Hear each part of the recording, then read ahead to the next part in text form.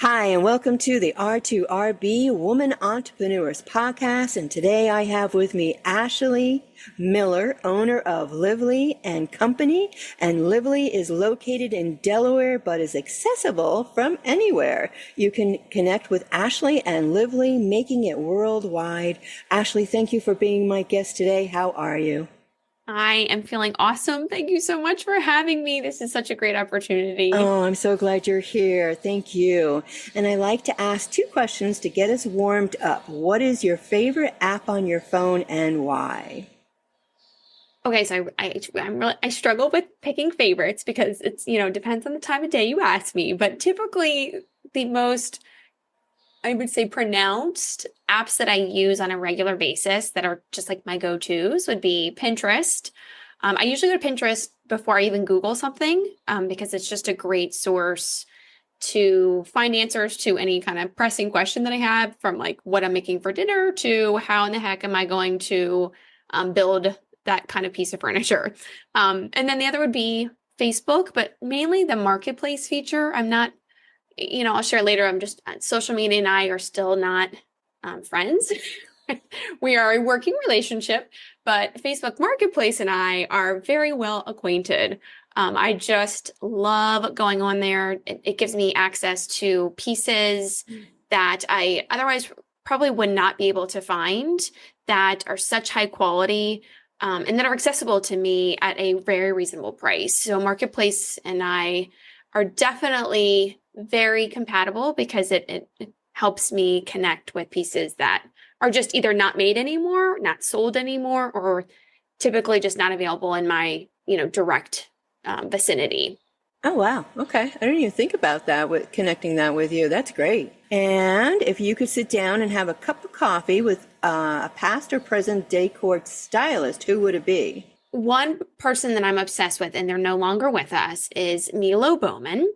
And he was a designer. He actually designed his family home when he was 13 years old. So incredible designer. He has just awesome pieces that are one of a kind. I, in fact, have two original Milo Bowman pieces in my home. They're just in storage because I don't have a grandiose space to put them in, that, like, it doesn't feel appropriate for Oh, his wow. his pieces because they're just so incredible. They're sexy and stylish, but very functional and easy to maintain. So I wish when he was still alive I was able to meet him. So he's still to this day, anytime that name like comes up, like Milo, my husband's like, Milo Bowman. I'm like, you only know that name because I'm obsessed with him.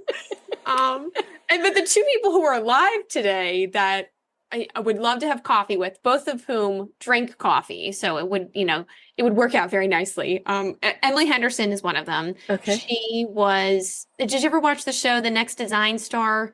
It was produced, it was on HGTV. I think it Okay. was the same producers as, if you remember The Apprentice, when Donald Trump, Yes. right, like, you're fired. So those producers came up with a show called The Next Design Star. Okay. And it was a show that the all like no names of people, really, no famous people. They all basically had to compete to get to be the next like interior design professional. And the winner would get their own show and have a line, I think with Target. Anyway, Emily was it was the first show of the whole series, and Oh, she wow. won it. And she was very quiet and humble.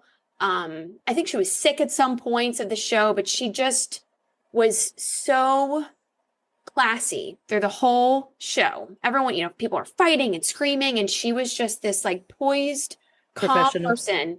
Yeah, and she would make a room look magical, from like a grocery store challenge where you could only buy things from a grocery store to style a room. Like, free. I mean, and the producers did not do a great job that first season. Oh, Like, wow. the budgets were like $500. They were given like 4 hours. I mean, it was like like no one could do these type of renovations today. But anyway, I love her. I mean, I'm on her blog every week, multiple times a week, because anything Emily says is good. I'll check myself and then get the confirmation. Yep, Emily was right. Of course, this is a There you great go. color. Of course, I this is a like great it. piece. And she really loves reusing things. And so that, Okay. So that's even more so in your wheelhouse. I would say another person would be Tamara Day. I don't know if you know her. She's on she runs the Bargain Mansion show Okay. on Magnolia Network. Oh, okay.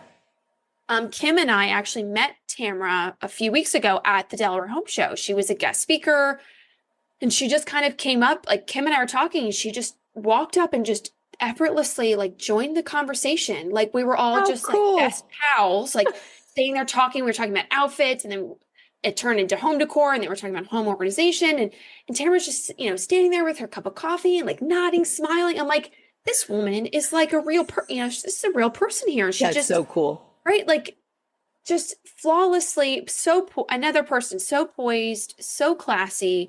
And I just love her approach. She appreciates old world things. She doesn't go into these mansions and just rip to shreds every original piece. She just appreciates the artwork and the craftsmanship that goes into a lot of the homes that she works with. And I really respect that about her. So those would be two people that are alive today that I would love to walk our dogs and have some coffee with.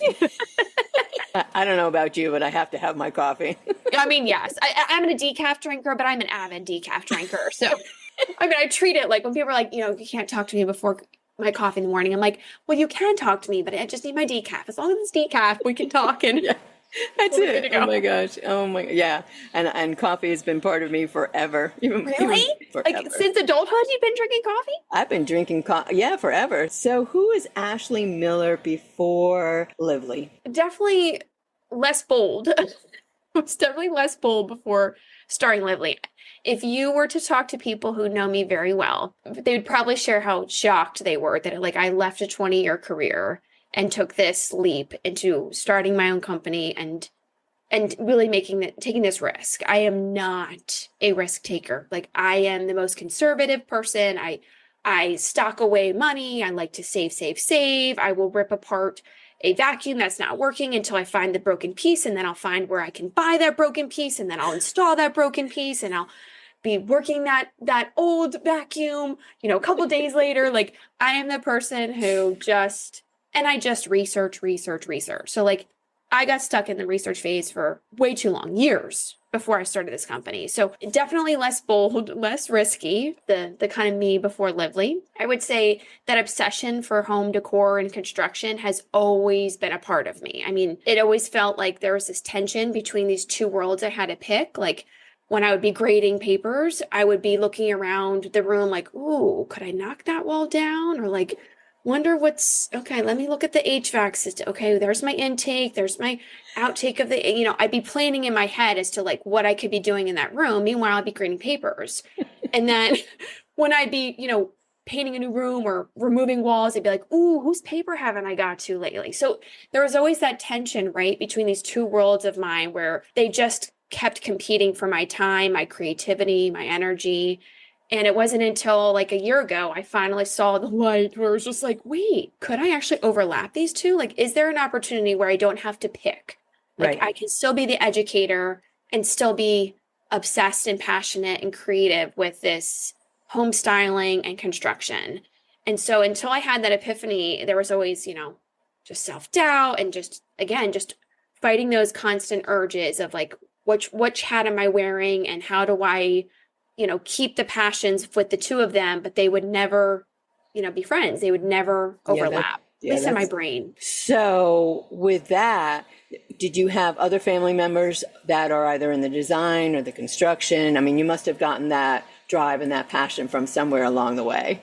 Yes. So if you were to ask my father, he calls it the Gadamus gene. And that's my mother's maiden name is Gadamus. And so he says it because it's like this thing that all of my siblings and my 8 maternal cousins have. We can't turn it off. Like as soon as we walk into a space, you can just see our wheels turning of like, why did they do that? Interesting color. Oh, wow. I would have probably moved the artwork at least like 3 inches left and raise it up a little bit. Like it's like that lens that we've all just been born with because my maternal grandparents were those people. They were in construction. My maternal grandfather built homes for a living. My maternal grandmother, his wife, did all the designs and the interior design style and the painting and the landscape. She did custom drapes Oh and my gosh. upholstery. So, so the Gadamuses are, I mean, they're just brilliant people. All my aunts and uncles from my mom's side have all chosen careers in the arts and the trades. Wow. But none of my cousins and none of my siblings chose a career in any of those trades. So I kind of felt like it was my job. I don't know. A couple years ago, I was like, I have to do this. I have to be the one child from all these generations that chooses this, this kind of Path. passion and love and actually Yeah. pursues it to try to create something that maybe has the potential to live on for future generations. Did you have this passion before you went off to college? I mean, why did you choose the career? Yes. So was somebody Yes. pushing you into a different path altogether and keep you out of the decor, Yes. construction? Yes, all of that. College was not an option. It was assumed. Okay. Both my parents did not, well, I should say my mother did not have anything beyond an associate's degree. And my father went to college by the skin of his teeth. He had scholarships. Academically, it was not his strong suit. And he had athletic scholarships that he was able to actually go to college and get his degrees. Growing up, I always wanted to do construction or architecture. So like my junior high school year, we had to like pick a trade and then find someone in the trade and interview with them and follow them for a couple weeks in their position. And I selected an architect. And when my parents found out, my dad especially was pretty peeved. Oh no. He was just like, no, all of your teachers say that you're the best. You're the class teacher. You can lead the lessons. All my friends had disabilities. So it was kind of like, it just fit. I think my parents were just like, no, go to college, be a teacher, like go as far as you can go. Like you can always fall back on your education, like construction, Absolutely. House flipping, interior design. That's a hobby. That's something you can do on the side. But like teacher, everyone says you should be a teacher. That's what you should do. So I started to believe it and I loved it. It will always be a part of me. So I don't feel like I was pointed in the wrong direction, but I wish it was. Now they encourage me very much. They're like my biggest fans. So if you ask them today, they'd be like, oh my gosh, this is what Ashley was meant to be doing. Like, they would just get teary-eyed about like how happy they are for me. But back then there was a little bit more trepidation. Okay. All right. I was wondering about that, how that worked out. All right. Yeah. So tell me about well, it's worked out well so far. So tell me about the name of your company and what inspired it. I think I mentioned earlier, like it took me a couple years just to come up with a name, which is just terrible because, that goes to speak to my obsession over research and a little bit of perfectionist and, wanting to do something once and not having to do it over fixing things. So I picked a different name and I actually named it after my grandparents. So my grandparents were Florence and Stephen Gadamus. And so I tried the name Florin and Fen as kind of like this cute, like the mashup of the two, the interior design and the construction from a nod to my maternal grandparents. And no one liked it. Oh no. Including family members are like, it sounds like a dental company. Like they came up with every reason why we shouldn't love it. And I'm like, but it's crap. And they're like, no, it's gonna No. Aw. I mean, people were saying Florin and Phlegm. I'm like, oh gosh, no. Right. So it got all the wrong impressions. So I kind of went back to my list of like, I don't know, 5,000 business names, and I was able to kind of dwindle it down. And I came up with Lively. I like word mashups. I kind of like word play. It was just kind of a moment of, what is my brand all about? What is the whole mission of this company? And that's really to help people make wiser choices when it comes to living, home styling, home maintenance, and really just kind of coming up with a word that mashed those up. So Lively is derived from living wisely. So I thought it would be cute. The three I's have a little bit of a meaning, like the first I is the one person who's kind of in solitaire. They don't know what to do. They're struggling to make decisions. And then the two I's at the end is kind of the Lively team coming to join them and say, like, we're here to help you. You're stronger with pairs and you're stronger with us to get you to where you want to go. So it's kind of a visual thing, word mashup thing, and a anti-first try of a business name that, like I said, couldn't even get my maternal aunts and uncles to buy into it. They're like, no, they didn't. So you've done all this research for flexible decor, correct? Yeah. Can you explain what flexible home decor is to our listeners and what separates it from the traditional home styling that, we see on shows like HGTV and Magnolia Network? Flexible home decor is it's about styling a space, any space, whether you rent it or own it, in a way that makes your future options more approachable for you. So having the flexibility to change, let's say, a color later on. Okay, so let's say you were like, I am obsessed with the color red right now. Like, well, we can even do peach. Peach is the color of the year. Let's say you're like, I'm into peach right now. I'm obsessed with peach. But looking back at your like home decor history, you're like, well, a couple years ago, I liked green. And then a couple years before that, I loved gray. And then a couple years before that, I loved purple, right? So if your color preferences change, well, that means it would be very helpful for you to start making different decisions with that fact in mind that your color preferences are probably going to change again. What could you pick now that allows you to express your love over peach now with the flexibility to change the colors in your space to whatever color you love in the future? So it's just about this conscientiousness of making decisions now that give you flexibility to make changes later. Does that make sense? It does. Right. It does. I mean, shows like a lot of people binge watch HGTV or like sometimes Netflix has some new shows now about home decor. Magnolia Network has a lot of shows about home decor.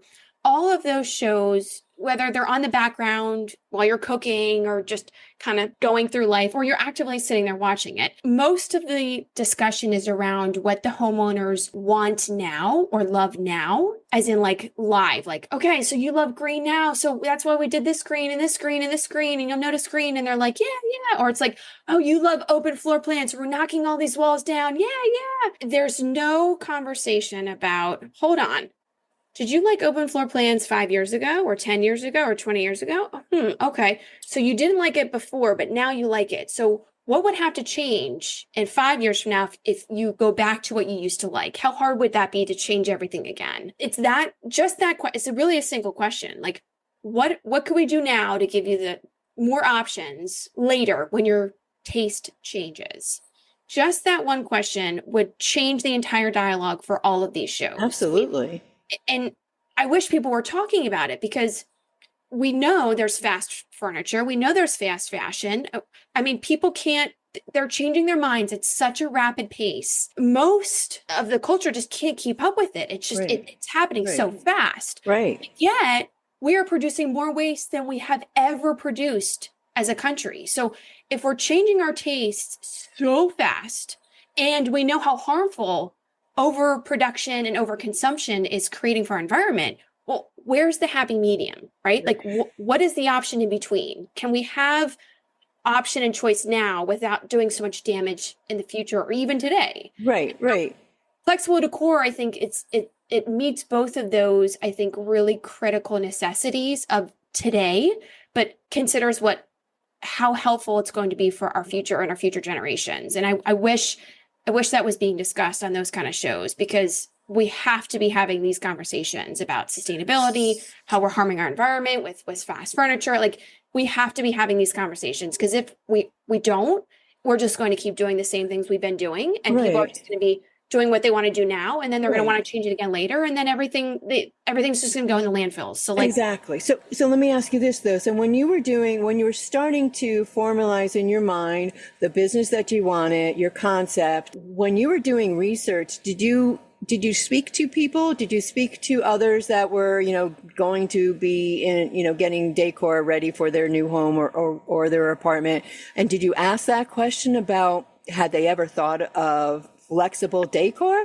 I mean, had they even heard of it? No, they never. I mean, I did ask. I still ask every time I talk to a client. Usually the client is connecting with me for just interior design. They don't have the flexible decor approach mindset until I, reintroduce it to them. Like, remember, I'm that flexible decor person. Right. Yeah. that you've chosen. Right.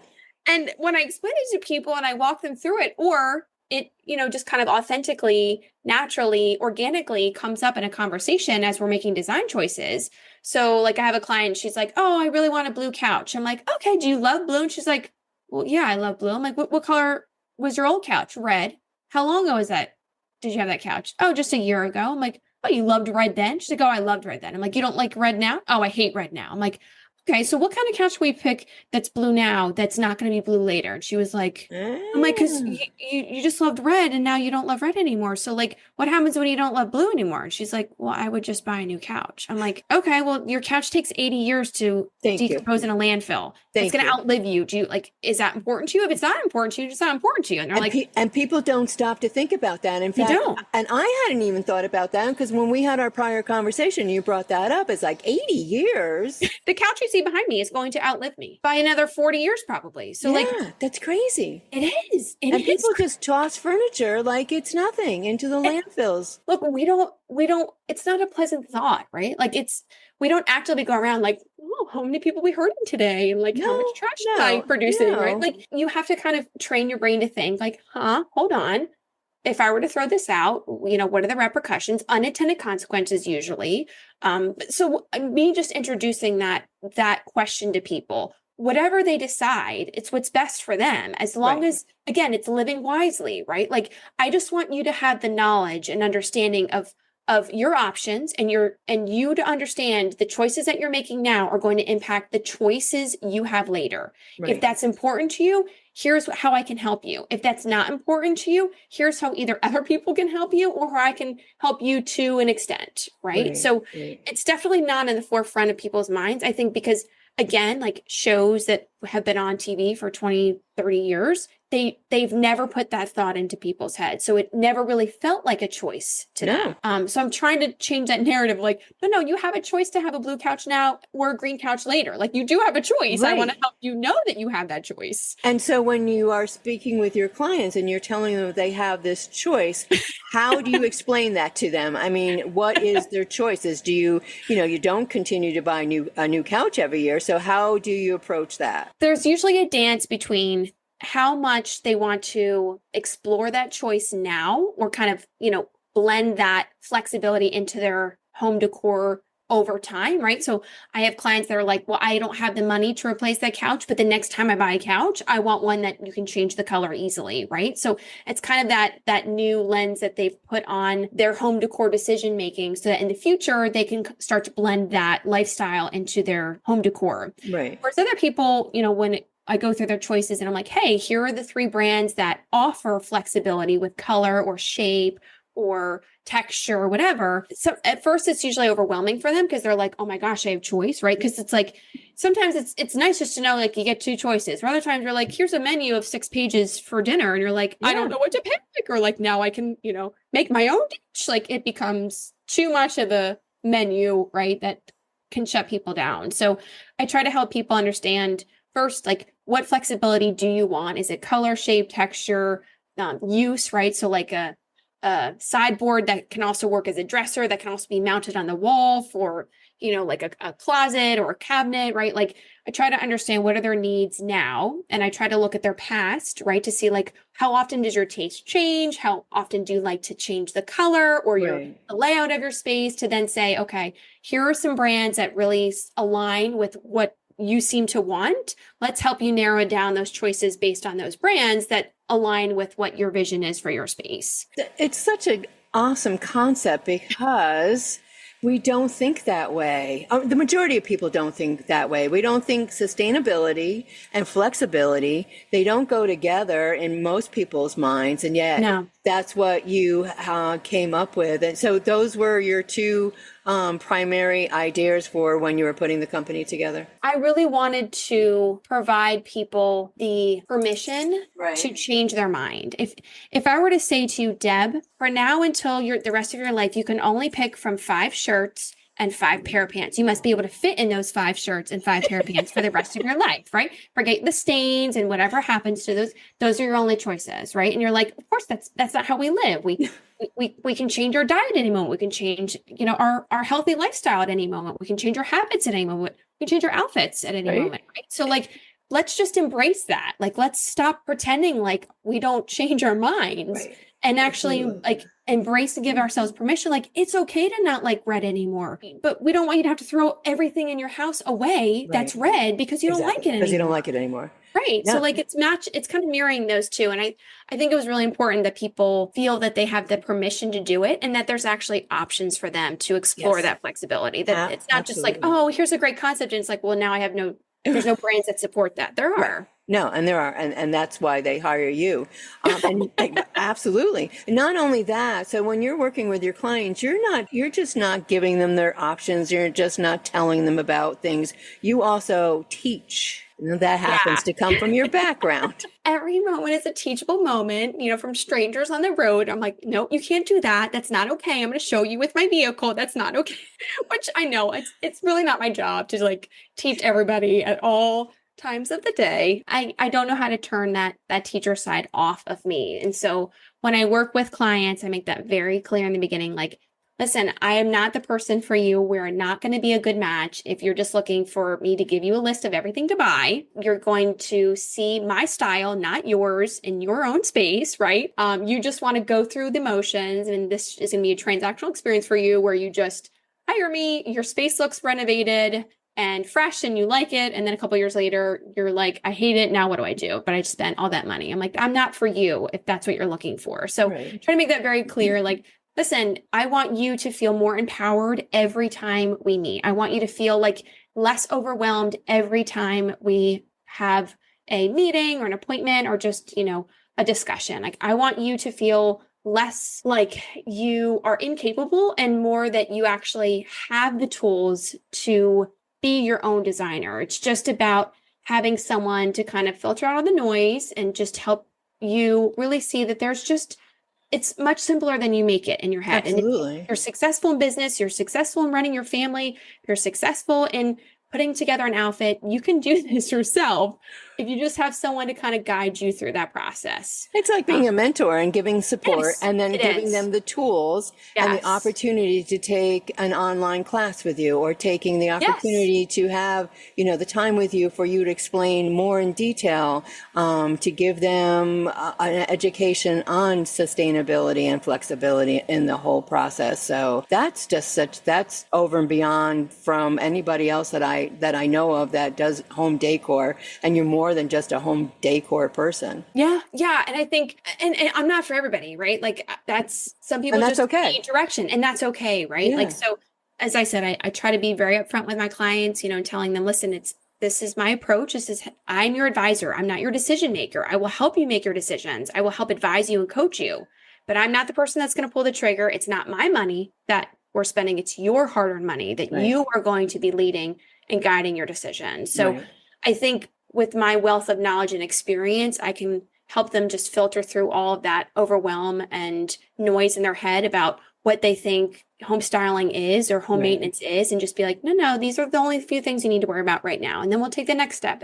Just like a recipe, right? Like if I were to say to you, here are 10 ingredients for a dish, but I don't give you the sequential recipe steps to follow, you don't know what to do. You could produce something completely different than the person next to you who has the exact same ingredients, right? So Right. it's about putting those pieces together for people to say, okay, you have your couch, you have your lamps. Let's just change and alter the ingredients slightly or introduce some new ones, and then let's follow this recipe. Right. It's going to you're going to wonder why it felt so hard before Before. working with me. And I Right. want it to be easier the next time. Right. So So, you and don't need to you're hire me again. and you're giving them the tools to succeed and feel like they Yes. have succeeded in what they've set out to do, and to have a home that people walk in and go, wow, look at what you've done, and how and who and where, right? Yeah, So absolutely. that's a big thing. So let me ask you this: what's been the highlight so far of Lovely? I would say it was kind of shocking to me.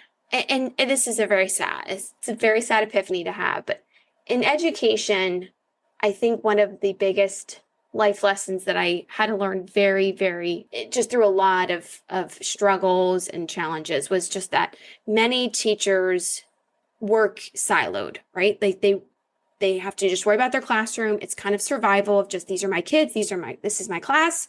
I can't worry about other teachers. I don't have time to help them. It's just, you're kind of on your own island. And at times, other colleagues feel like either competition or they're working against you or they're making your life harder because I think it happens a lot in education. And so I never really had a position, even as an administrator, as a professor, where I was surrounded by people who treated me like a colleague, a professional colleague that they wanted to help succeed. I felt like I actually found teammates by leaving 20 years of education and working with people in construction and working with homeowners. It's and other women in business. It's felt like, oh my gosh, you want to help me? Like, you want to help me succeed? You want to promote me? Like, seriously? Like, I have done nothing for you. And you were going out of your way to try to make my path of starting a business smoother.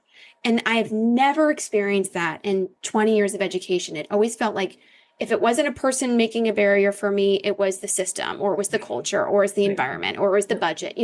It always felt like there was just so many people and things I was fighting. Whereas now I'm believe me, I have my battles, but it's not the people, amazingly. It's for the first time in all of my working years, it's not the people who I'm fighting. And it's a very different, very humbling feeling of just, I didn't think that they existed. So that's been the highlight, is just having kind of more hope or renewed hope of like people out there that are just really kind and generous and they want to help. And Yes. it's very foreign to me. Yeah, yeah, I understand that completely. And I do the women entrepreneurs and I do the indie artists, and both communities support each other tremendously, 100%, 110%. And I didn't realize that until I started doing the interviews, and other women entrepreneurs have said the same thing. It's not a competition.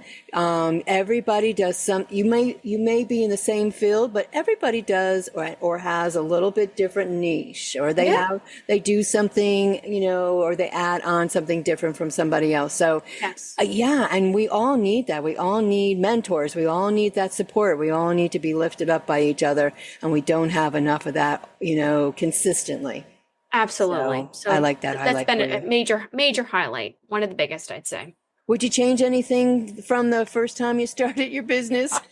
Yes, that list is too long to go over comprehensively. So yes, I would say the self-doubt, I think, has always been an enemy of mine. I have been known to just be a remarkable, optimistic cheerleader for other people. Like, I immediately find things in people that should be celebrated and acknowledged, and I can't do that for myself. And so I wish I was a little bit stronger in that regard before I started this business, because self-doubt is something I actively work to either quiet or, contradict in my head with positive thinking. And definitely the research. I think I'd shared with you, I get stuck in the research phase, and that will postpone so much, right? Like, if I'm like, I just need to research this, and that before I can take the next step, and that can get you stuck for a very long time. So as a researcher, definitely with that background, it was to my detriment with wanting to have all the answers before I took any major steps. And that's, someone like we had talked about, Kim and her wife, Jess. I mean, they're so incredible. Like, their approach, I admire it so much, because they'll just start running and the bridge just kind of forms underneath their feet. And I'm like, I need to build the bridge. I need to test the bridge. I need to re-engineer the bridge. I need to inspect. I need to bring experts to, give me critique on the bridge. And then maybe I'll like send a slug across the bridge and like test the bridge before I like put a toe on it. It's just so expensive. But now though, you have support. You have the other women entrepreneurs. You have other people in, small businesses that want to help. So it's such a different environment from coming from the school environment to where you are now, which I just think is absolutely wonderful for you. Thank you. Absolutely. So you talked a little bit about Facebook and Marketplace. What other areas do you do promotions on or marketing on? Instagram and I are still getting acquainted.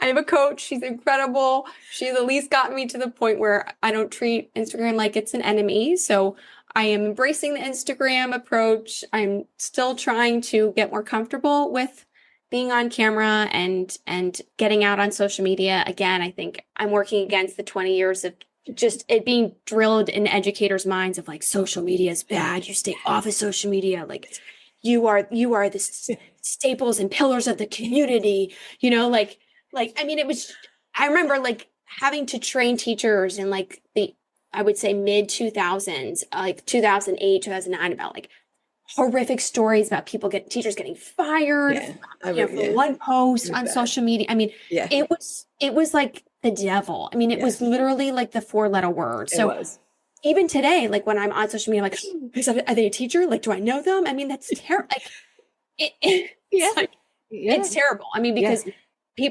so many of my coaches are like, Ashley, social media. And my immediate thought is like, no, bad, like bad girl, like don't do it. Yeah, no. So it's amazing how powerful that is, because it's between that message ingrained in my mind and the self-doubt and the research. It's just like, I'm amazed I even have one post on Instagram. But if you want to check out my like 30 posts on Instagram, there you go. That's right. You can go on there and encourage me or give me feedback, add to my research as to what's working for you or what's not. So they can find you on Instagram under Lively. Yep, it's Lively Co. I think it's on Instagram. So it's LIVLIICO. Okay. It's all one word. And then Pinterest, I've been around, I think I was on Pinterest in, 2004, 2005, right after, of course, I did my wedding, which I wish it was, oh my gosh, it would have helped so much with wedding planning. So on Pinterest, I'm Lively & Co. So you can follow me there on Pinterest. All right. And you don't do the Facebook, only the marketplace. So, I mean, I think my Instagram posts sync with my Facebook. That goes to show you how little I know. Like, yeah, and they do if you do it that way. Yeah. And then your website. Yes, and my website. There's a contact us. I'm adding my email and my business line there too, so someone can reach out. Okay. But yeah, that's another place where people can find us. And it's livlii.com. That is correct. Okay. All right. So what advice would you give someone else starting their own business? Yeah. So do your research, but don't get stuck. Maybe like set a timeline or set your deliverables. And then once you're there, don't use that as an excuse or barrier to keep moving forward. I definitely have a backup plan. So I've set a time in my mind with my family, if things aren't going to where we expect it to be, we need to implement the backup plan so that things don't go too far off our financial plan or family plan. Right. Be realistic with your timeline. I think statistically, I'll give you a little fun fact here. Humans tend to overestimate what they can achieve in 1 year, but underestimate what they can achieve in 10. So I think because statistically, I fall in line with that statistic, where I'm like, I can do so much in a year, and then it'll be a year in August, and I'm like, I'm not anywhere close to what I wanted to be, right? But then I think, okay, 10 years, hold on, right? If you typically people underestimate what they can do in 10 years. So I'm hopeful for, the next 9. I would say treat your partner like a business partner. I definitely made those mistakes. I think when I started to read about, how challenging it is on a family and a partnership, starting a business, it's just challenging. I mean, it's very similar to when I started my doctorate degree. It's a family commitment, whether they're getting the degree and you are, or you're getting the degree and they aren't, right? It's a family decision, and it everyone feels the feels, right? So I think absolutely understanding and going into the journey of starting a business, that this everyone's invested here, whether it's emotionally, physically, financially, we're all investors here. You got to do so much to keep this afloat. Absolutely. So definitely would advise that. I think marketing, I wish, again, as an educator, what? Marketing, educating? No, we don't have to pitch to people that teachers, are needed. And we know every kid needs a teacher. There's no marketing and branding for that, right? So I think that, and then I would say I would highly recommend someone who's starting a business to just network. I think having people skills is very helpful, but again, as an educator, you don't need that skill. That's not, you naturally just your children and your students and their parents become your whole life, and the community becomes your whole life. But networking is not really a priority. And so even whether you're an educator or not going into starting a business, it really is about getting yourself out there, meeting people. You'll just never know who is going to be willing to help you or can, mentor you or just get you and your business to a step that you wouldn't otherwise be able to do by yourself. So do you attend a lot of networking events? It's definitely a priority for the next 6 months. I've kind of set a goal to be at an event or hosting an event every month, like once a month. Oh, wow.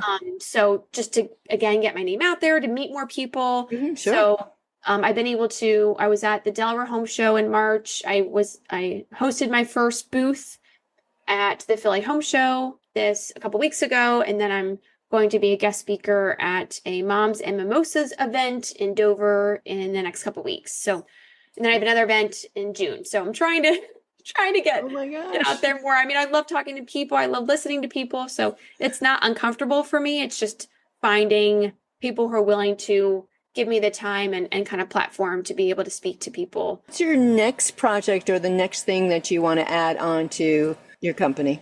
When I first researched the company and I made like a 2-hour video, Deb, of like, what is Lively? And what are some questions? What is the research saying? What is market? And, like, of course I would do this. Like, even my family were like, what are you doing, Ashley? Like, we needed like a 10-minute, like, tell me about, maybe a 60-second. And I was like, no, you need the research behind all of my ideas, right? So this huge, long video, like with me, like camera, like, I mean, it was outrageous. It took me like 6 months to make this. It was outrageous. But the concepts, there was like this 4 ideas, and it was like, I want a TV show that really, or just, some episodes out there to help spread the word of, flexible, sustainable decor.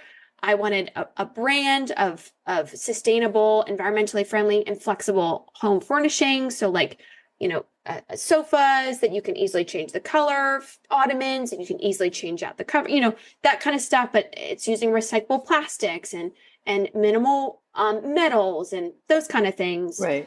So that's where I'd like to see us in the future. I mean, I don't know if there's a market on HGTV or Magnolia Network for that kind of show, but I think our environment needs it. I agree. No, absolutely. I mean, we've done so much damage, we have to start, adding on to making it better. Absolutely. Yes, absolutely. I mean, if all of our mattresses and sofas and, plastic outdoor chairs are outliving us all, like, what is our plan here?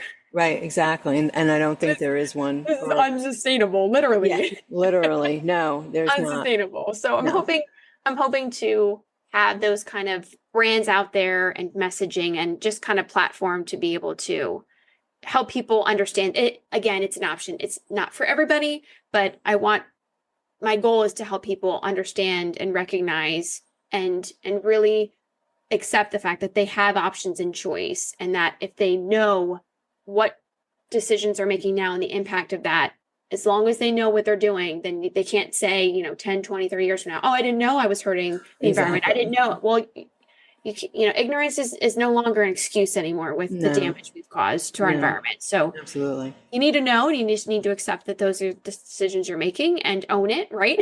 Right. Absolutely. Own those choices. And that's okay. If that's what you're choosing to do, but I want to, help get the message out that there's another choice. Absolutely. Ashley Miller, owner of Lively and Company. Is it Lively Company? Yeah, it's Lively and Co. or Lively and Company. Yes. Okay. Again, for the future generations, if they want to take on, there's this flexibility with future choice. Oh my gosh, Ashley, thank you so much. I have enjoyed our conversation and finding out all about you and your company. I wish you the best of luck, because it definitely sounds like you are on the right path. Thank you so much for this opportunity, Deb. I can't wait to follow you, because you are the inspiration for people like me who have all these passions and hobbies, and it's never really directed intentionally to things. So I'm excited to keep following you, and hopefully this is the start of many years of friendship and mentoring and supporting. So thank you so much for this Thank you. opportunity. I appreciate that. And we'll have to give a shout out to Kim to consciously cleared and oh, Contained. and contained. Thank you. Consciously cleared and contained. Kim, we love you. We absolutely love you. Keep doing what you're doing. And Jess. Love goes out to both of you guys. I'm Oh my so gosh. thankful for both of you. Me too. And I've actually gotten to speak with Jess, and You did? I'm interviewing her next week. Yeah. Oh my Yeah. gosh, I can't wait for that episode. So everybody, thank you so much. And we're going to stay in touch.